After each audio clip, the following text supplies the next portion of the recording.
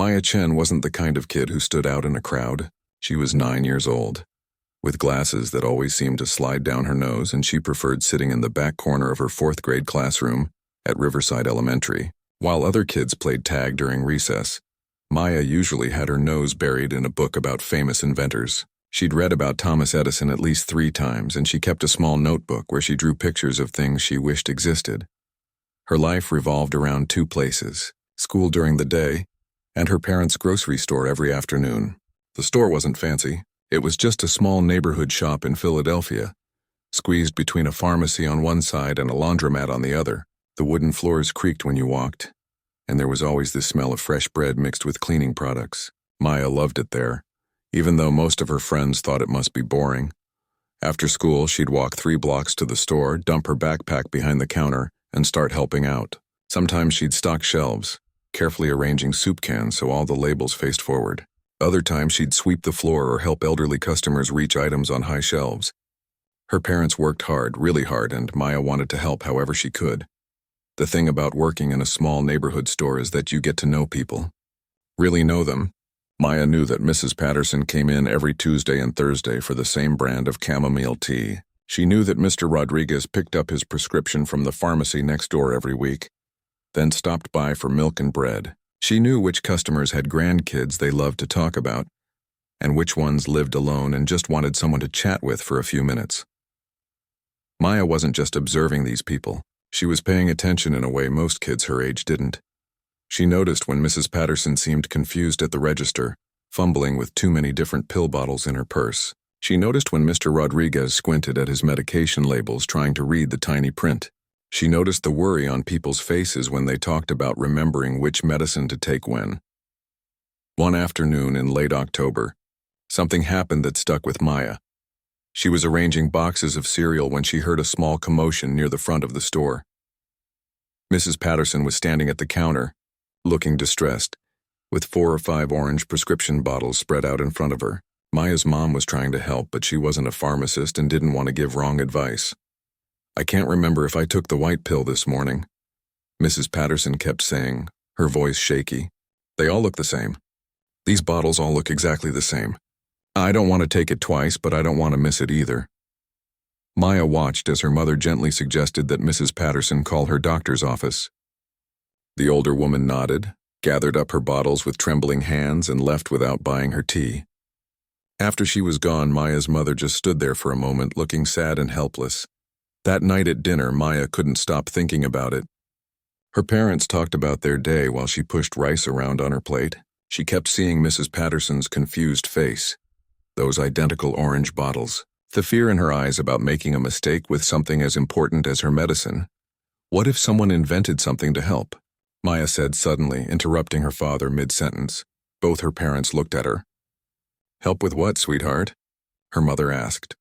"For people like Mrs. Patterson, so they don't get confused about their medicine." Her father smiled, that gentle smile he had. "That's a kind thought, Maya. I'm sure someone has probably made something like that."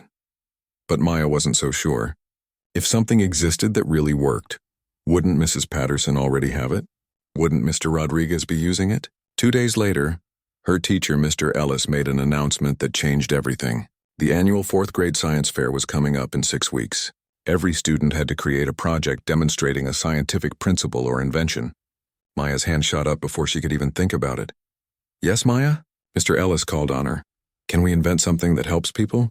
Like something that solves a real problem?" Mr. Ellis's face lit up. "That's exactly the kind of thinking we love to see. Inventions that make life better are some of the best science projects." That afternoon, instead of just stocking shelves, Maya started really observing the customers who came in. She watched how they held things, what they struggled with, what made them frustrated. She paid special attention to the elderly neighbors who stopped by after picking up prescriptions next door. She saw Mr. Rodriguez drop one of his pill bottles and watched him struggle to bend down and pick it up. She saw another neighbor, Mrs. Kim, holding bottles at arm's length, then close to her face, trying to read the labels. She saw Mr. Patel mixing up 2 bottles that looked almost identical. These weren't just random old people to Maya. These were her neighbors. These were people who asked about her grades and remembered her birthday, and saved chocolate candies to give her when she helped them carry groceries. They were real people with real problems, and suddenly Maya felt like maybe, just maybe, she could help. That evening, she opened her inventor's notebook and started sketching. She drew boxes with different sections. She drew labels in big letters. She drew color-coded compartments. Nothing looked quite right yet, but she was onto something.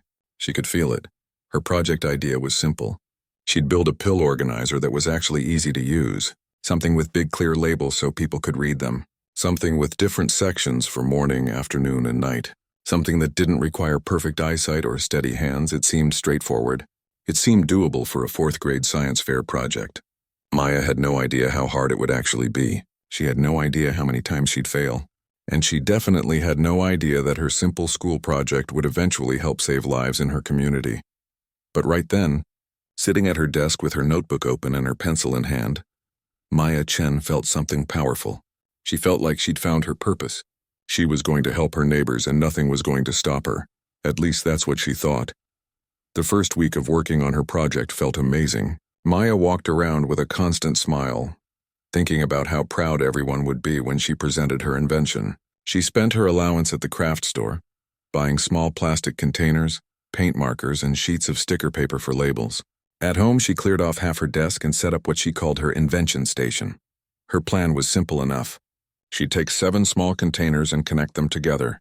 Each one would be labeled with a day of the week. Inside each container, she'd put smaller sections for morning, noon, and evening. She'd paint each section a different color so people could tell them apart easily. The whole thing would fit in someone's kitchen. Nice and neat.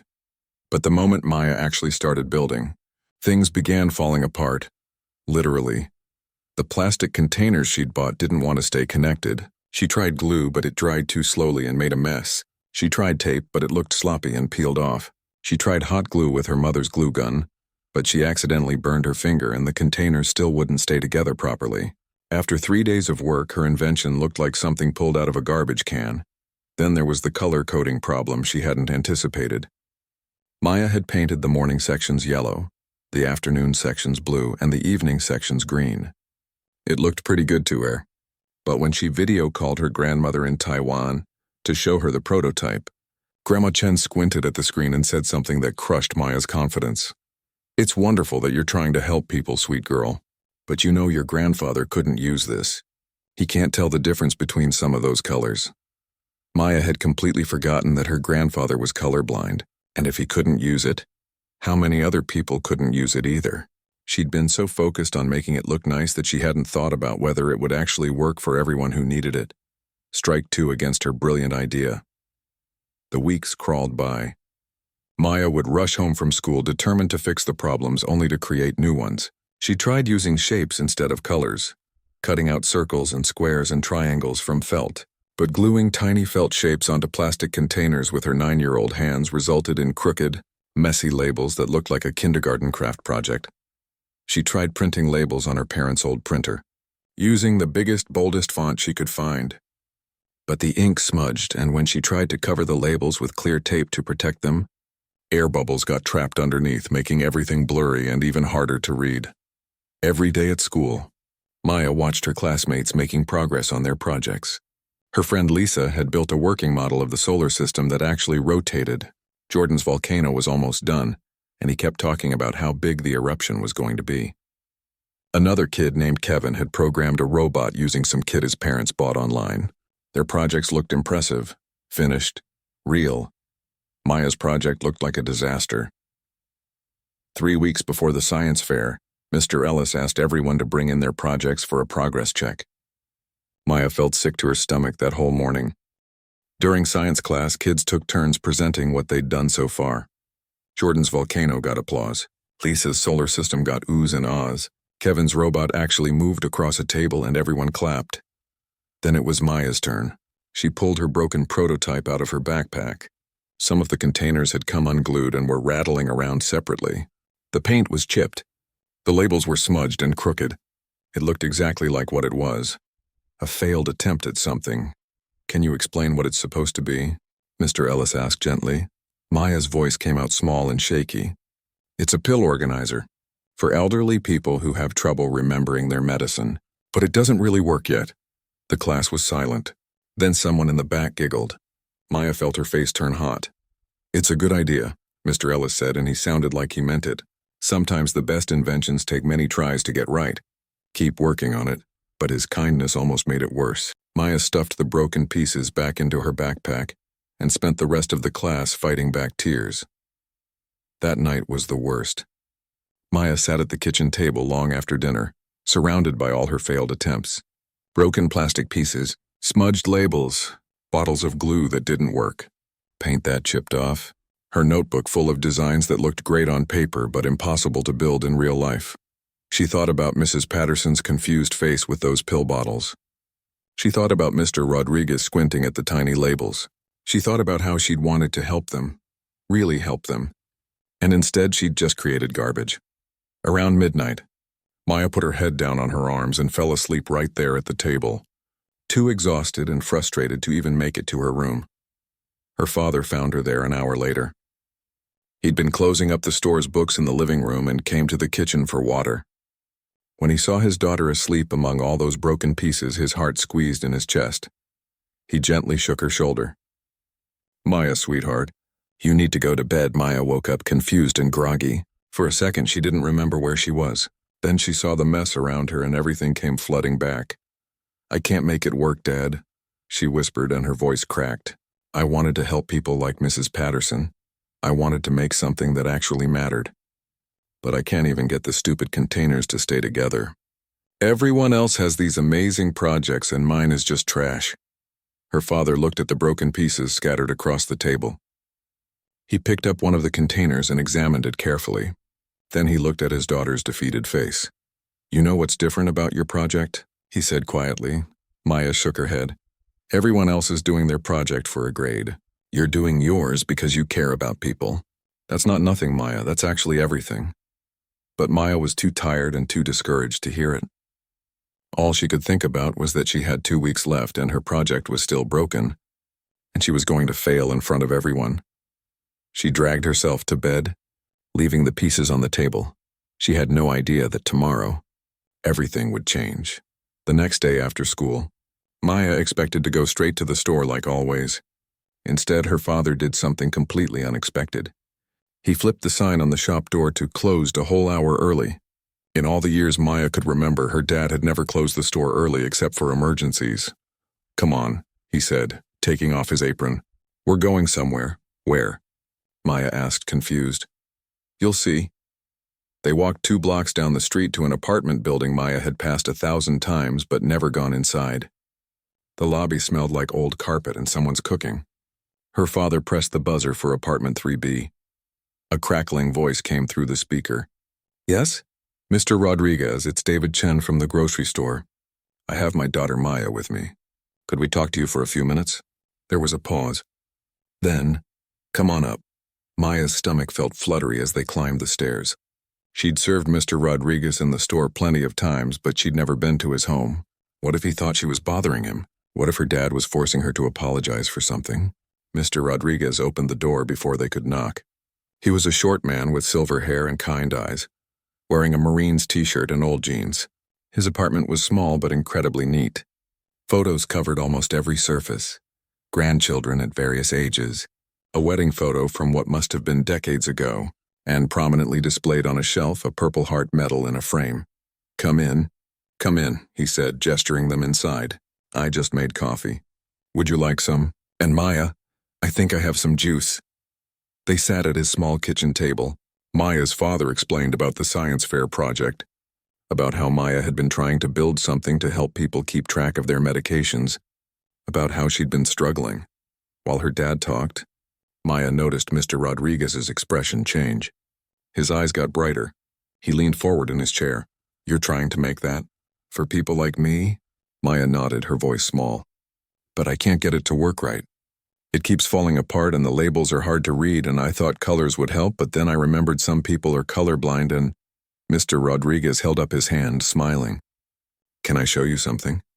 He stood up and opened one of his kitchen cabinets. Inside was chaos. Prescription bottles everywhere, at least 15 of them. All those identical orange plastic containers with white caps and tiny typed labels. Some were standing up, some had fallen over. None of them were organized in any way. "This," he said, gesturing at the mess, is my medicine cabinet. I take 7 different medications, some once a day, some twice, some 3 times. I'm supposed to take some with food, some on an empty stomach, some in the morning, some at night. He picked up a few bottles, looking at them helplessly. I was a Marine. I fought in a war. And now I can't remember which pill to take when. He sat back down, and Maya noticed his hands were shaking slightly as he held one of the bottles. My daughter lives an hour away. She's a nurse and she tries to help. She calls me every day to make sure I'm taking everything right, but she worries. I know she worries. Last year I ended up in the hospital twice because I mixed things up. Maya felt a lump in her throat. This wasn't just an abstract problem anymore. This was Mr. Rodriguez, who always smiled at her in the store, who once told her she reminded him of his granddaughter. Your project, Mr. Rodriguez said, looking directly at Maya, could really help people like me. Can I see what you've built so far? Maya wanted to say no. She didn't want him to see her failure. But her father pulled out the broken prototype from the bag he'd brought. Mr. Rodriguez didn't laugh. He didn't look disappointed. Instead, he studied it carefully, turning the pieces over in his hands like they were precious. This is good, he said. The idea of separating it by days and times. That's exactly what I need. May I make some suggestions? For the next hour, something magical happened. Mr. Rodriguez explained exactly what would help him. He said colors were nice, but he couldn't see them well, so maybe raised textures would work better, something he could feel with his fingers. He said the containers needed to be bigger because his hands weren't as steady as they used to be, and arthritis made it hard to grip small things. He talked about how an alarm or reminder system would help, even if it was just a simple timer. He explained that the labels needed to be not just big, but also high contrast, dark letters on light backgrounds, because his vision wasn't what it used to be. Maya wrote everything down in her notebook, her hand flying across the pages. Then Mr. Rodriguez did something that changed everything. He picked up his phone and made a call. Helen, it's Carlos. I need you to come over. Yes, right now. I know it's your bingo night, but trust me, this is important. Bring Mrs. Kim if she's there, and see if Mr. Patel is home. Within 30 minutes, 4 elderly people were crowded around Mr. Rodriguez's kitchen table. Mrs. Patterson was there too, and when she saw Maya, her face broke into a huge smile. Are you the young lady who's trying to help us with our medications? She asked. Maya nodded, feeling shy. What happened next felt like some kind of dream. These 4 people, all dealing with the same struggles, began talking over each other with ideas. Mrs. Patterson suggested using shapes instead of colors. A circle for morning, a square for afternoon, a triangle for evening. Everyone could feel shapes, she pointed out. Mrs. Kim, who Maya learned had been a teacher before retiring, talked about the importance of consistency, putting the same day in the same place every time, creating a pattern people could memorize. Mr. Patel, who had been an engineer, pulled out a pencil and started sketching modifications to Maya's design, showing her how to create interlocking pieces that would actually stay together without glue. They worked together for 2 more hours. Maya's notebook filled up with notes and drawings and ideas. Her father had to call her mother to explain why they weren't home yet. By the time they left, Maya had a completely new blueprint for her organizer. But more than that, she understood something she hadn't before. She'd been trying to build something in isolation, guessing at what people needed. Now she had actual people, the exact people who would use her invention, telling her what would work. Walking home in the dark, her father put his arm around her shoulders. See, he said, sometimes the best way to help people is to ask them what they need. Maya clutched her notebook to her chest. For the first time in weeks, she felt hope blooming in her chest again. Maybe this could actually work after all. The 2 weeks after that meeting flew by in a blur. Maya worked on her project with a new kind of energy, but this time she wasn't working alone. Mr. Patel stopped by the grocery store 3 times to check on her, progress and offer engineering advice. Mrs. Patterson donated some textured fabric from her sewing supplies. Mrs. Kim helped Maya create instruction sheets with clear, simple steps. The new design was completely different from her original idea. Instead of trying to make something fancy, Maya focused on making something that actually worked. She used larger containers that were easier to grip. She added raised dots, lines, and bumps to indicate morning, afternoon, and evening. 1 dot for morning, 2 lines for afternoon, 3 bumps for evening. These textures could be felt even by people with vision problems. The containers locked together in a way that made sense, following Mr. Patel's design. And instead of trying to make everything herself, Maya's father helped her find a local woodworker who donated materials to cut proper bases that held everything stable.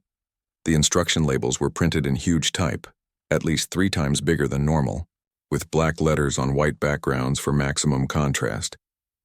Mrs. Kim had helped Maya test them with different people to make sure they were readable. Science fair day arrived faster than Maya expected. She woke up with butterflies in her stomach, but they were different butterflies than before. She wasn't nervous about embarrassing herself anymore. She was excited to show people what she'd built. The gymnasium was packed with projects. Jordan's volcano sat on one table, impressive and colorful. Lisa's solar system hung from the ceiling, planets orbiting perfectly. Kevin's robot was stationed near the door, greeting people. Maya's project looked simple by comparison, just a set of containers on a wooden base with clear labels. But she didn't care. She knew it worked. Judges walked around all morning asking questions and taking notes. When they reached Maya's table, she didn't freeze up like she'd feared. Instead, she explained calmly and clearly about the problem she'd noticed, the challenges she'd faced, and how working with actual users had helped her create something functional instead of just something pretty. "Can you demonstrate how it works?" one of the judges asked. Maya pulled out a set of sample pills, actually just different colored candies, and showed them how someone would fill the organizer once a week. She pointed out the textured indicators, explaining how they helped people who couldn't see well. She demonstrated how the containers locked together securely, but could still be opened with arthritic hands. The judges nodded and smiled and made notes on their clipboards. At the end of the day, during the awards ceremony, Maya won second place in the invention category. Jordan's volcano took first place because it incorporated multiple scientific principles and had that impressive eruption. Maya didn't mind at all. She stood on the stage holding her ribbon, looking out at the audience where her parents sat beaming, and where Mr. Rodriguez, Mrs. Patterson, Mrs. Kim, and Mr. Patel sat in the back row, clapping louder than anyone else. But the ribbon wasn't the real victory, and Maya knew it. The real victory came a week later. Mr. Ellis, her teacher, had taken photos of Maya's project and written a little article about it for the school newsletter. He'd sent that newsletter to the community center, thinking they might be interested in a feel-good story about a student helping seniors.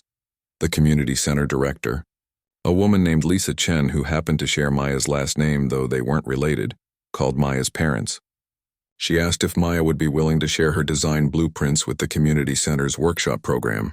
They had a group of volunteers who built helpful devices for elderly residents, everything from grab bars for bathrooms to modified utensils for people with arthritis. "We'd love to build some of these pill organizers," Lisa Chen explained over the phone while Maya listened on speaker.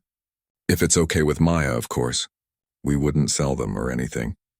We'd just give them away free to anyone who needs them." Maya's eyes went wide. "Really? You want to make my design? If you'll let us. You'd be helping a lot of people." The answer was obviously yes. Over the next 3 months, something incredible happened.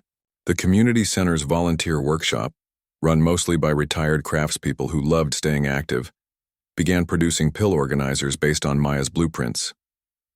They made improvements and modifications as they went, adding features Maya hadn't thought of, like removable daily sections for people who wanted to carry just one day's medication with them.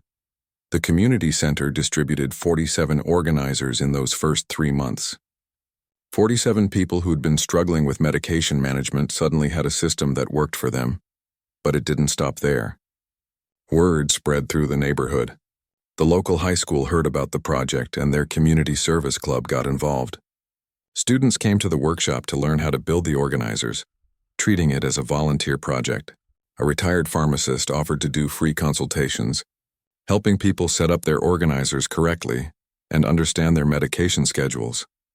Maya helped whenever she could, teaching older students how to assemble the pieces and explaining the design choices she'd made. Seeing teenagers listening carefully to her instructions, a 9-year-old, felt surreal and wonderful. Then came the phone call that made everything feel real in a way nothing else had. A woman called the grocery store one evening while Maya was helping stock the dairy section. Her mother answered, then called Maya over with a strange expression on her face. "There's someone who wants to talk to you," she said, handing Maya the phone. "Hello?" Maya said uncertainly. "Is this Maya? Maya Chen, who designed the medication organizer?" The voice was warm but emotional. "Yes, that's me. My name is Rebecca Rodriguez. I'm Carlos Rodriguez's daughter. I'm a nurse at City Hospital." Maya's heart started beating faster. "Is Mr. Rodriguez okay?" "He's more than okay." The woman's voice cracked slightly. "I'm calling to say thank you.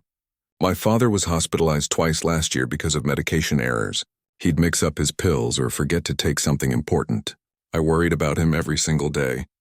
I'd lie awake at night wondering if he was okay, if he'd remember his evening medication, if he'd accidentally double dose on something." Maya held the phone tighter. "Since he got your organizer 3 months ago, he hasn't missed a single dose. Not one. His blood pressure is stable. His doctor is thrilled with how well he's managing everything. And I—" Rebecca paused and Maya could hear that she was crying. "I don't worry every day anymore. You gave me my dad back. You gave me peace of mind. How do I even thank a kid for something like that?" Maya didn't know what to say. Her own eyes were filling with tears. "You don't have to thank me," she finally managed. "I just wanted to help." After she hung up, Maya stood there in the dairy aisle, holding her mother's phone, understanding for the first time the full weight of what she'd done. Her project hadn't just won a ribbon. It had actually truly saved lives. The last day of school arrived in mid-June, bringing with it that particular kind of chaos that happens when kids know summer is just hours away. Lockers slammed. Papers flew through hallways. Everyone was loud and excited and ready to be free. Mr. Ellis had planned one final field trip for his 4th grade class, something he did every year to celebrate the end of the school year. This time, they were going to visit the community center to see various programs and maybe get ideas for future projects.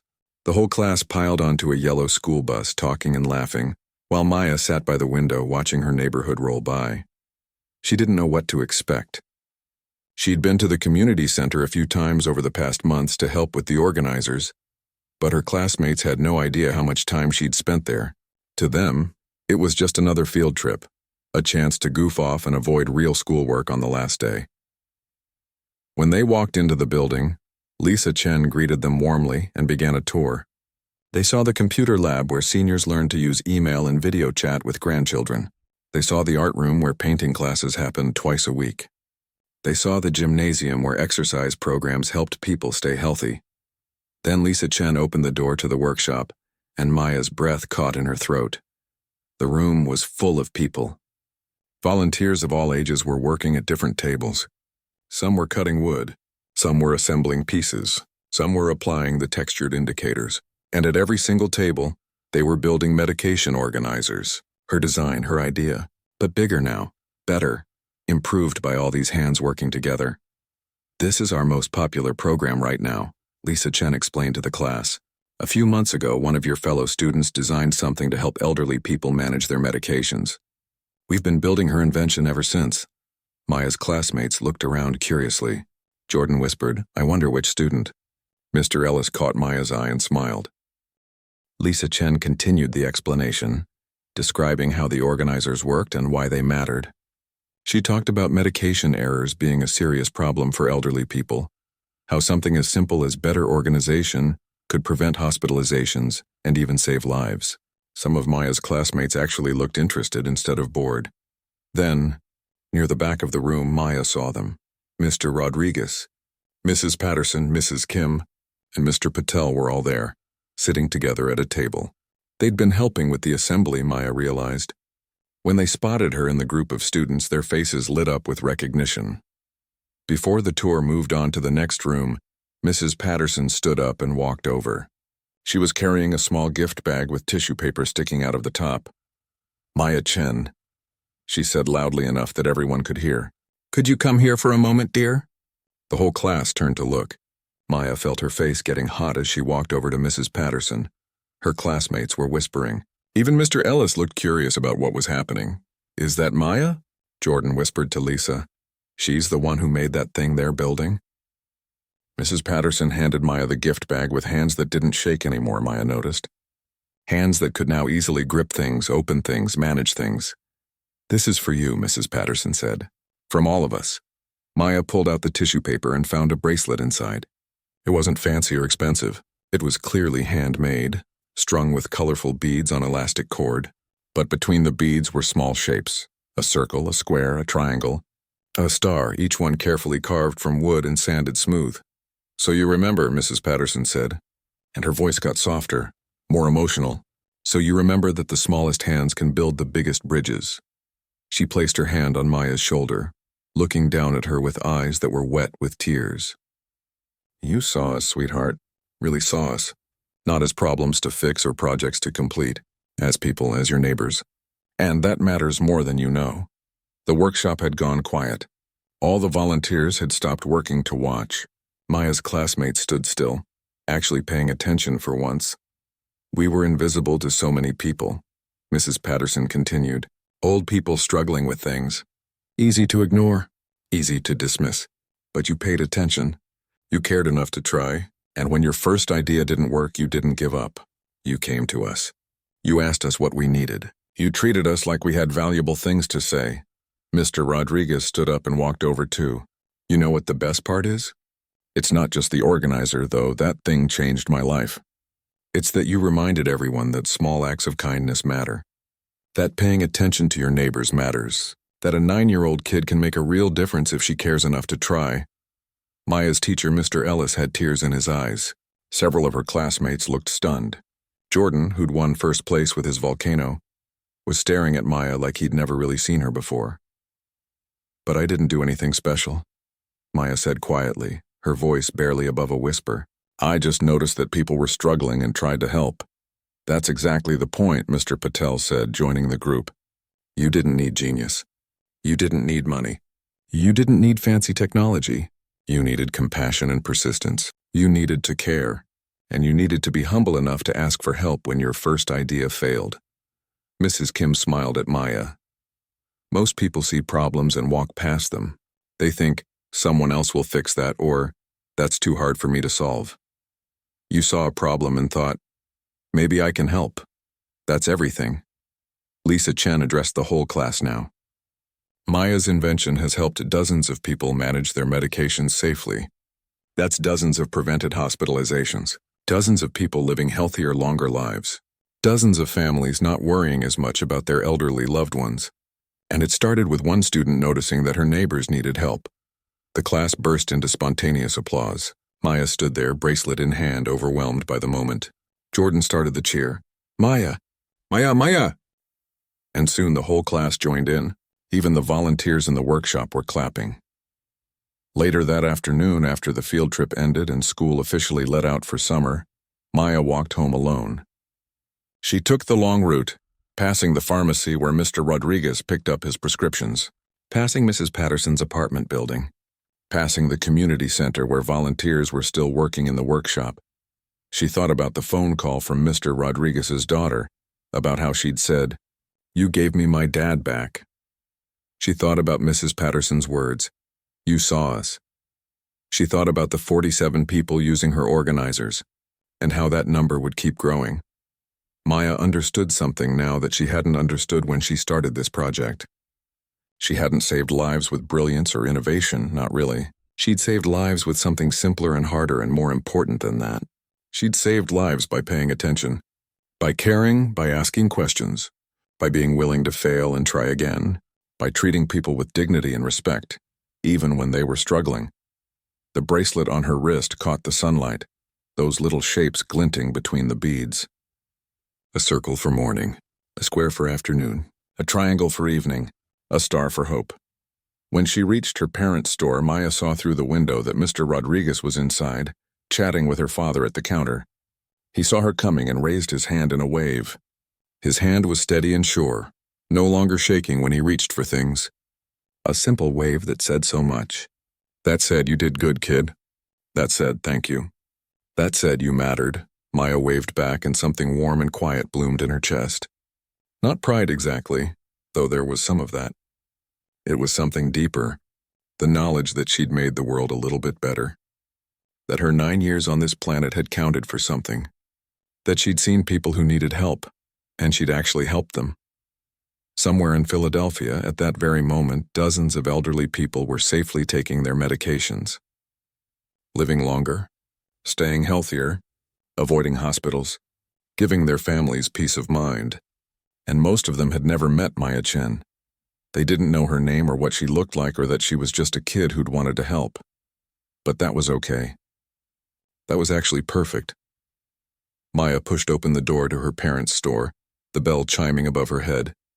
Mr. Rodriguez smiled at her. Her father smiled at her, and Maya smiled back, understanding now that the real invention hadn't been the pill organizer at all. The real invention had been the moment she decided her neighbor's problems were worth her time, her effort, and her heart. The moment she chose compassion over convenience. The moment she decided that helping people mattered more than winning ribbons or looking smart, or having the flashiest project. Because at the end of the day, that's what changes the world. Not grand gestures or genius inventions or brilliant innovations. Just ordinary people paying attention to each other. Seeing each other, caring about each other, helping each other. Just like a 9-year-old girl in a grocery store who noticed that her neighbors were struggling and decided to do something about it. Maya Chen had learned the most important lesson anyone can learn, child or adult. You don't have to be extraordinary to make an extraordinary difference. You just have to care enough to try. And sometimes caring enough to try is the most extraordinary thing of all. 1 year later, Maya was starting 5th grade. She was taller now, needed new glasses, and had finally convinced her parents to let her get her ears pierced over the summer. On the surface, she seemed like any other 10-year-old heading back to school with a new backpack and freshly sharpened pencils. But some things had changed, in ways that couldn't be seen from the outside. The community center had now distributed over 200 medication organizers. The program had grown so much that they'd started teaching the system to other community centers across Philadelphia. Maya's simple 4th grade project had somehow become a model that other neighborhoods wanted to copy. Local news had done a small story about it back in March. The reporter had interviewed Maya in her parents' store, and she'd felt awkward and shy on camera, stumbling over her words. But when the segment aired, something unexpected happened. People from other cities started calling, asking how they could build similar programs in their communities. Maya still helped at the workshop sometimes, though not as much now that she had more homework, and had joined the school's robotics club. But she'd trained enough volunteers that the program ran smoothly without her. That felt good, knowing she'd created something that could exist and grow even without her constant involvement. The bracelet Mrs. Patterson had given her never left her wrist.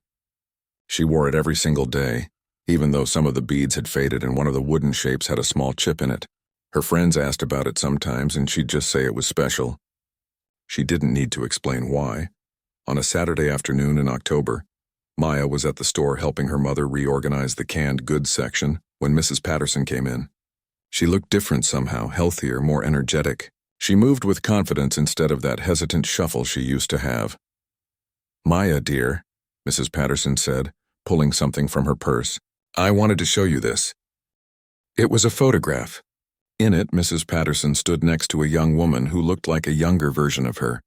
And between them was a little girl, maybe 3 years old, with pigtails and a huge smile. "This is my granddaughter, Lily," Mrs. Patterson explained, her voice thick with emotion. "I met her for the first time last month. She lives in California with my daughter." Maya looked confused. "For the first time? But she's 3 years old." Mrs. Patterson nodded, tears filling her eyes. "My daughter was afraid to let me visit. Afraid to bring Lily to see me, because I was having so many problems with my medications. I'd get confused, forget things, have to go to the hospital. She was worried I'd have an emergency while they were visiting, that Lily would be scared or traumatized." She touched the photo gently. "But I've been stable for a year now. No missed medications, no hospital visits. My doctor says I'm managing better than patients half my age. So my daughter finally felt safe bringing Lily to meet me. We had a whole week together." Mrs. Patterson looked directly at Maya. "I got to teach my granddaughter how to bake cookies. I got to read her bedtime stories. I got to be her grandmother. Because of you. Because you cared enough to help an old lady organize her pills." Maya felt that familiar tightness in her throat. Even after a year, these moments still got to her.